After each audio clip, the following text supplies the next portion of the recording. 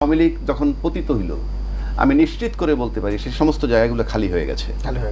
চাঁদাবাজি বলেন, সিন্ডিকেট বলেন, কিন্তু সেই শূন্যস্থান পূরণ করেছে কারা? This is my question. খালি নাই, পূরণ করেছে কারা? যারা শক্তিধর নিশ্চয়ই তার। আমার অত দরকার নাই তো যারা পূরণ করেছে তাদের কাছে দেশ নিরাপদ কিনা। সিম্পল, আপনি একবার বুঝে নেন কারা সিন্ডিকেট।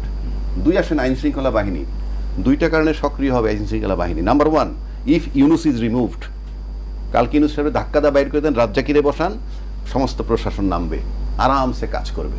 তাহলে কি আমি বেশি যোগ্য? নো, আমাকে ভর্তা বানাইতে পারবে প্রশাসন। এই জন্যে ইউনুস সাহেবের লোম টাচ করতে পারতেছে না কেউ। বাংলাদেশে ইউনুস সাহেবের লোম টাচ করার কোনো লোক নাই। আমি যদি প্রধান উপদেষ্টা হই আর ইউনুস সাহেব যদি স্বরাষ্ট্র উপদেষ্টা বানাই রাখি, তাও একই কাজ হবে।